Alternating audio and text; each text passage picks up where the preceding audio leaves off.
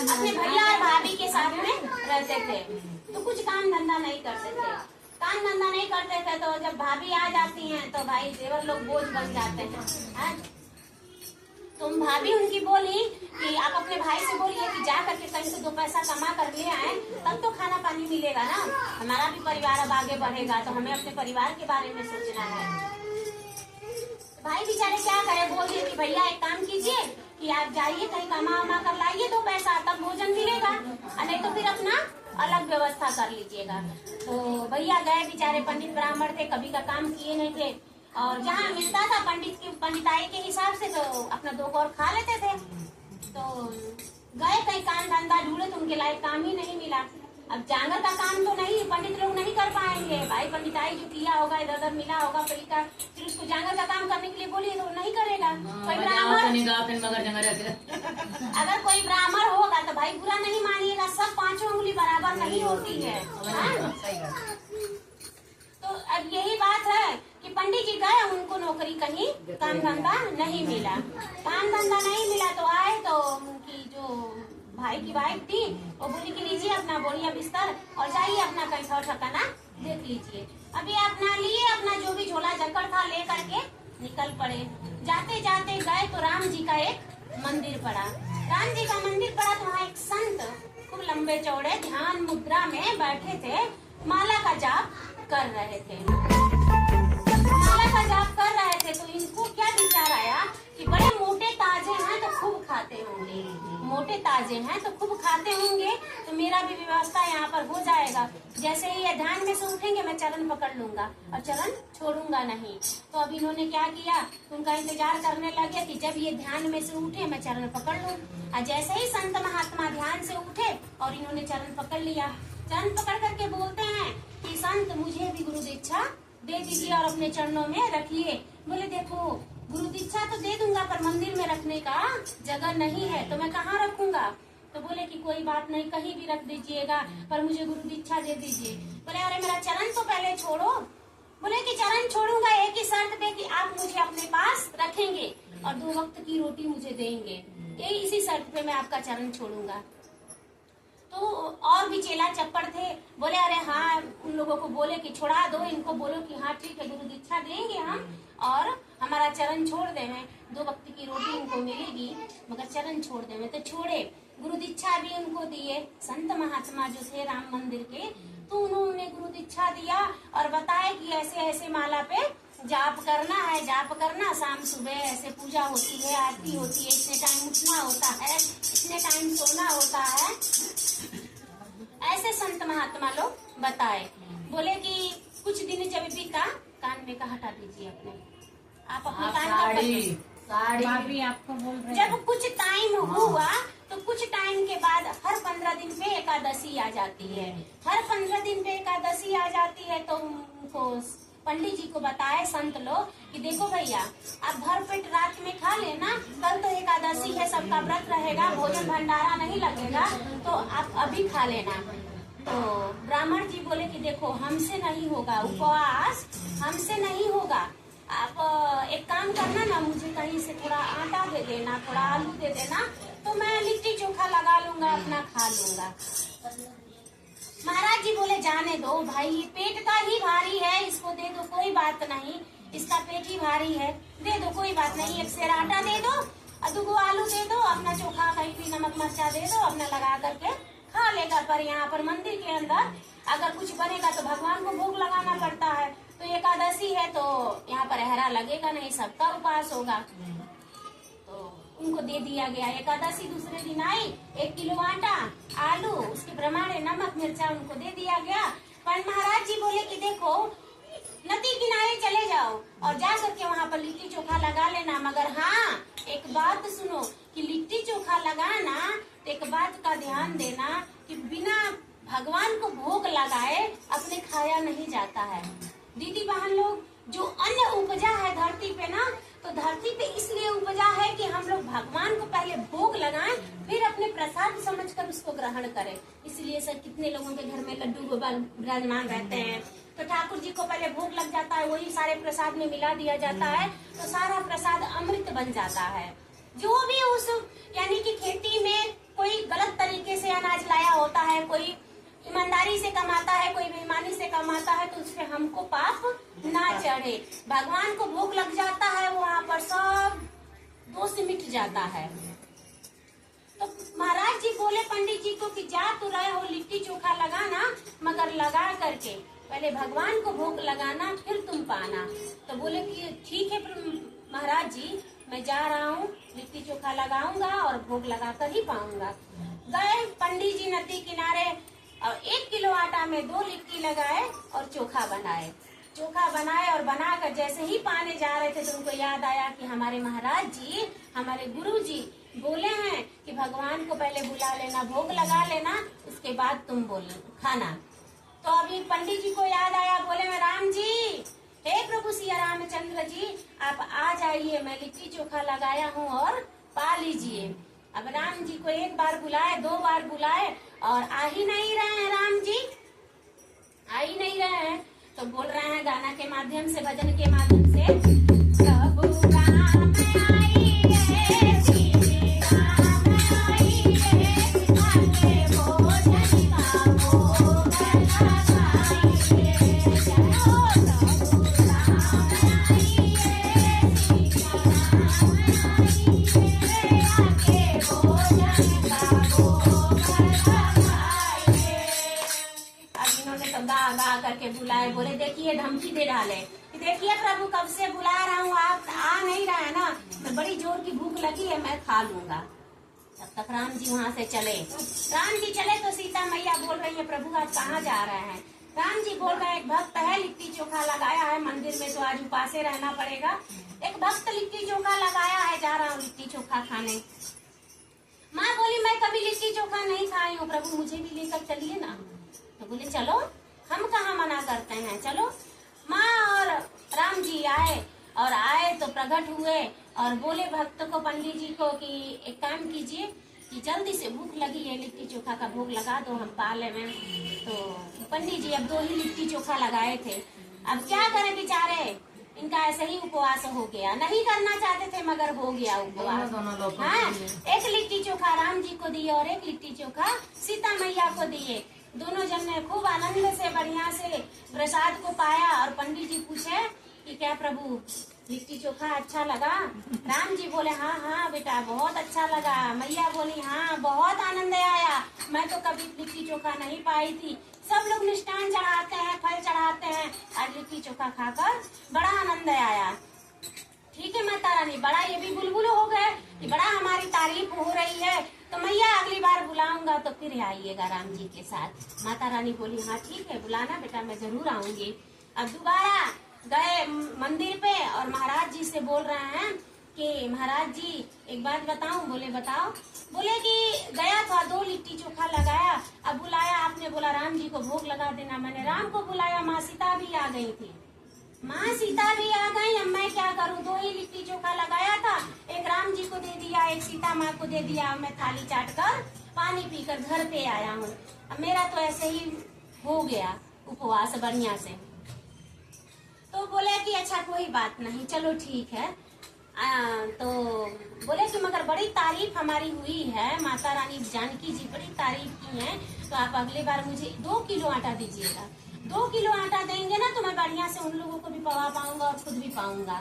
तो बोले ठीक है कोई बात नहीं। महाराज जी को लगा ऐसे ही बोल रहा होगा, तो बोले ठीक है कोई बात नहीं। फिर पूजा पाठ करते करते 15 दिन पे दूसरी एकादशी आ गई। दूसरी एकादशी आई तब यहाँ पर पंडित जी फिर 2 किलो आटा लिए, उसके प्रमाणे आलू लिए, नमक मिर्चा लिए और फिर नदी किनारे पहुँच गए। अब नदी किनारे पहुँचे तो फिर क्या किए, 4 किलो 2 किलो आटा था तो 4 लिट्टी चोखा लगाए। तो 4 लिट्टी चोखा लगाऊंगा तो एक राम जी को, एक सीता जी को दूंगा और 2 मैं खुद पाऊंगा। बड़ा चालाकी दिखाए बेचारे। अब फिर बुला रहे हैं प्रभु राम जी सीता मैया आ जाइए, मैं लिट्टी चोखा लगा दिया हूँ और भोग पा लीजिए। प्रभु राम आई रे, सीते राम आई रे, सीता राम आई रे, अपने भोजन का भोग लगाए रे। प्रभु राम आई रे, सीता राम आई रे, अपने भोजन का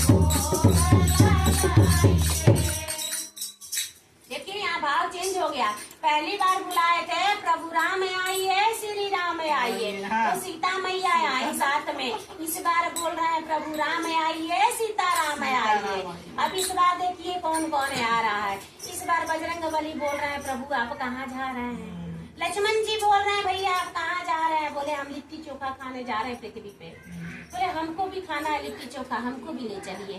अब यहाँ लक्ष्मण जी और बजरंग बली भी आ गए। राम सीता लक्ष्मण बजरंग बली जी आ गए। अब आए यहाँ 4 लिट्टी चोखा लगा हुआ था। अब वो प्रकट हुए, बोले बेटा हम लोग आ गए, जल्दी से भोग लगाओ हम पाए और फिर अपने मंदिर में जाए। अब बेचारे क्या करे महाराज जी, पंडित जी 4 लिट्टी चोखा था, एक एक करके एक राम जी को, एक सीता जी को, एक लक्ष्मण जी को और एक बजरंग बली को लिट्टी चोखा भोग लगा दिए। और पूछ रहे हैं कि प्रभु इस बार कैसा लिट्टी चोखा बना था। बोले बड़ा आनंद आया, बहुत आनंद आया। इतना आनंद तो मंदिर में जो भोग लगता है ना उसका भी नहीं आता, क्योंकि वहाँ रोज फल या पंचमेवा ये सब लगता है। लिट्टी चोखा तो मिलता ही नहीं है वहाँ पे खाने के लिए। बोले ठीक है प्रभु इतना अच्छा लगा, अगली बार बुलाऊंगा तो फिर आइएगा। बोले ठीक है बेटा बुलाना, ठीक है। अब यहाँ पर फिर पंडित जी थाली चाट कर पानी पी करके घर को गए। अब घर को गए, मंदिर को गए, महाराज जी से बोले कि प्रभु महाराज जी एक बात बताऊं। बोले क्या। बोले आज ना राम सीता को बुलाया था तो साथ में बजरंग बली और लक्ष्मण जी भी आ गए थे। बोले ऐसी बात है, ठीक है अगली बार 1 किलो और आटा ले लेना। पंडित जी को लग रहा था, महाराज जी को लग रहा था कि ऐसे ही ये बोल रहा होगा तो ज्यादा खा लेता होगा, किसी को खिला देता होगा, ऐसे ही लग रहा था। बोले कि ठीक है 1 किलो आटा अगली बार और ले लेना। बोले हाँ महाराज जी ठीक है। फिर पूजन पाठ करते करते तीसरी एकादशी आ गई बहन। तीसरी एकादशी आई और तीसरे में 3 किलो आटा ले गए, उसके प्रमाणे आलू ले गए, नमक मिर्चा ले गए और ले जा करके नदी किनारे फिर लिट्टी चोखा लगाए। और लिट्टी चोखा लगा करके और फिर प्रभु राम सिया राम को और लक्ष्मण जी को बजरंग बली को बुला रहे हैं। कैसे प्रभु राम आइए, सीता राम आइए, लक्ष्मण राम आइए, हनुमत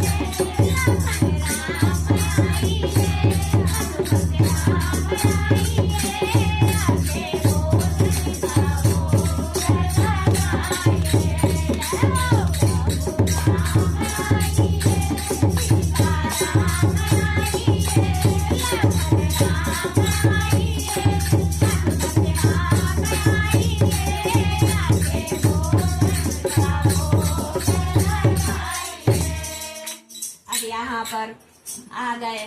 भरत शत्रुघ्न जी साथ में आ गए। 2 जन, 2 लिट्टी चोखा बढ़ रहा है, 2 जन फिर आ गए वापस। अब इस बार 6 लिट्टी चोखा लगाए हैं और सिया राम लक्ष्मण जी बजरंग बली और भरत शत्रुघ्न लोग आ गए। 6 जन आ गए, 6 जन आ गए।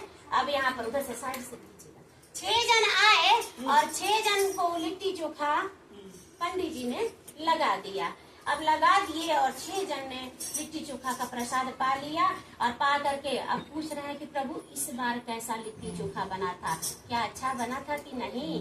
तो राम जी बोल रहे हैं, सीता मैया बोल रही हैं, भरत जी बोल रहे हैं, शत्रुघ्न बोल रहे हैं बहुत आनंद आया, बहुत आनंद आया, फिर कभी बुलाना। अभी तो इस बार पंडित जी पूछे ही नहीं कि अगली बार बुलाऊंगा, इधर लोग बोल रहे फिर कभी बुलाना। बोले अच्छा ठीक है प्रभु बुलाऊंगा, अगली बार तो आप सब आइएगा। बोले ठीक है। फिर पंडित जी गए मंदिर पे और महाराज जी से अपने बोल रहे हैं प्रभु इस बार ना 4 किलो आटा दीजिएगा। फिर इस बार 2 जन बढ़ गए थे। इस बार भरत शत्रुघ्न भी आ गए थे तो मुझे नहीं मिला खाने को। तो एक बार एक काम कीजिएगा 1 किलो आटा 1 किलो फिर बढ़ा दीजिएगा। अब महाराज जी इतना तंग आ गए थे कि रोज हर 15 दिन पे बोलता है 1 किलो आटा बढ़ा दीजिए। बोले एक काम कर तो तू ना 10 किलो ले जा, तू 4 किलो नहीं 10 किलो ले जा। 10 किलो के प्रमाणे आलू ले जाना, सब सामग्री ले जाना और ले जा तू लिट्टी चोखा लगा करके खाना। अब इस बार महाराज जी ठान लिए कि ये जाता कहाँ है मैं पता लगाऊंगा। कौन से भगवान जी आते हैं, किसको भोग लगाता, थोड़ा मैं भी तो देखूं। गए इस बार फिर 15 दिन पे एकादशी आई और आई एकादशी तो महाराज जी लेकर के गए 10 किलो आटा और उसके प्रमाणे आलू नमक मिर्चा सब लेकर के गए और ले जा करके लिट्टी चोखा लगा दिए। और लगाए नहीं गुरु बहना, अभी लगाए नहीं, बोले ना हर इस बार तो महाराज जी बड़ा अच्छा किए हैं कि 10 किलो आटा दिए हैं, उसके प्रमाणे आलू दिए हैं। इस बार लिट्टी चोखा नहीं लगाता हूँ। हर बार बुलाता हूँ 2 जन बढ़ के आते हैं, हर बार बुलाता हूँ 2 लोग बढ़ के आते हैं। इस बार नहीं लगाऊंगा, पहले देख लेता हूँ कि कितनी मंडली आ रही है, उसके बाद लगाऊंगा। हाँ, अब यहाँ पर बुला रहे हैं, लिट्टी चोखा नहीं लगाए, मगर देखिए कभी कभी होता है कि भक्ति में भी झूठ बोलना पड़ता है। हाँ, वो दोष नहीं लगता है। अगर किसी का जान बचाने में हम झूठ बोलते हैं तो दोष नहीं लगता है, किसी की इज्जत बचाने में हम झूठ बोलते हैं वो पाप नहीं लगता है, किसी का हमारे वो झूठ बोलने से अगर भला हो जाता है तो उसको झूठ नहीं बोला जाता है।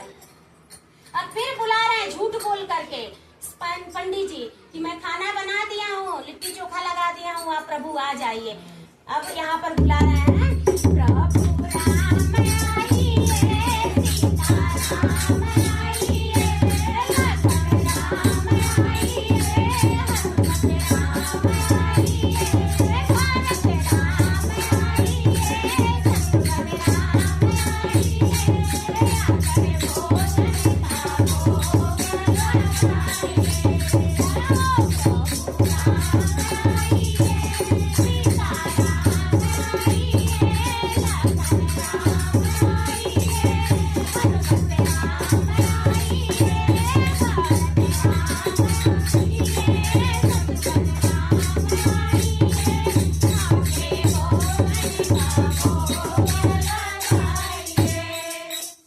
पर प्रभु वहां से चले अपनी मंडली लेकर के, पूरी सीता राम लक्ष्मण भरत शत्रुघ्न बजरंगबली जब सब चले तो वानर सेना बोल रही है प्रभु कहाँ जा रहे हैं? बोले लिट्टी चोखा धरती पे खाने जा रहा हूँ, एक भक्त लिट्टी चोखा लगाया है वहाँ जा रहा हूँ लिट्टी चोखा खाने। तो बोले वानर सेना बोली कि प्रभु हम कभी नहीं चखे हैं लिट्टी चोखा, हमको भी चखाइए ना। बोले चलो, राम जी कहाँ किसी को मना करने वाले हैं। वो बोले कि चलो, अब तो पूरा पलटन लेकर के राम जी धरती पर उतरे आए धरती पे जब उतर करके तब बोले कि बेटा बड़ी जोर की भूख लगी है, जल्दी जल्दी लिट्टी चोखा का भोग लगाओ। और हमारे वानर सेना भी बोली कि इस बार हम भी लिट्टी चोखा का आनंद लेंगे। बोले मुझे पता था कि पलटन लेकर के आओगे, हर बार बुलाता हूँ तो 1 को बुलाता हूँ तो 2 आते हैं, 2 को बुलाता हूँ तो 3 आते हैं, और 3 को बुलाता हूँ तो 4 आते हैं। इस बार 4, 5, 6 को बुलाया हूँ तो पूरा पलटन लेकर के आ गए हो, इसलिए तो मैं बनाया ही नहीं। इस बार मैं बनाया नहीं, अब इस बार आप बनाइए और मैं खाऊंगा। अब जानकी मैया मुस्कुराने लगी, बोली प्रभु अब क्या करें, कभी भक्त भगवान का सेवा करता है तो कभी भगवान भक्त का सेवा करने आ जाते हैं। ये लीला है उनकी, उनको भी आनंद मिलता है, उनको भी अच्छा लगता है ये सब करना।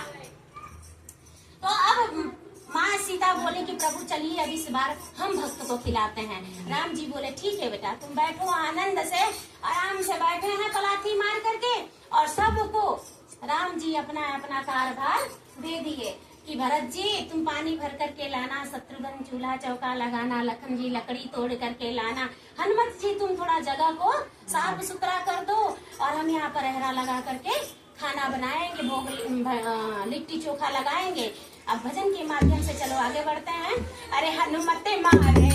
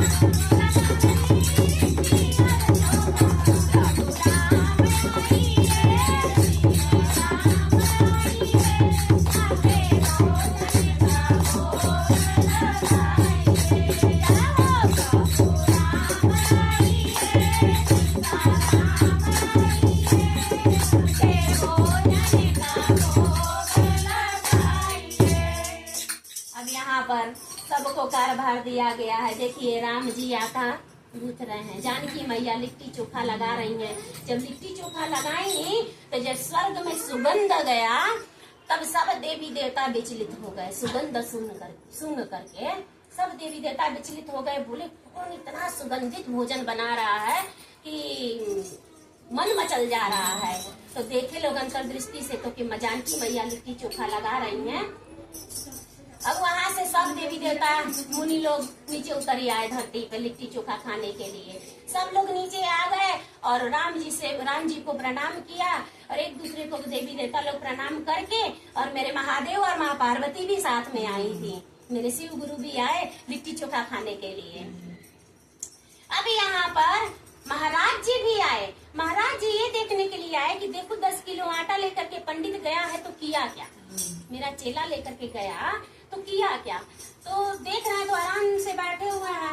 अब हम सबको गुरु बहना ये दिख रहा है कि हम शिव चर्चा कर रहे हैं, तो यहाँ तो प्रसाद रखा हुआ है, पर किसी को ये नहीं दिखेगा। वो तो जो अनाड़ी भक्त होता है ना, जो भाव से पूजा करता है, उसी को दिखता है कि भगवान खा रहे हैं। समझ गए ना, उसी को दिखता है कि भगवान खा रहे हैं। अब वहाँ पर वो पंडित जी को दिख रहा है कि भगवान लिट्टी चोखा लोग लगा रहे हैं सब लोग मिल करके, और महाराज जी को दिख रहा है जिन्होंने गुरु दीक्षा दिया था, उनको दिख रहा है कि 10 किलो आटा रखा हुआ है और आलू रखा हुआ है ऐसे ही, और ये आराम से अपना राम राम राम राम माला जप रहे हैं।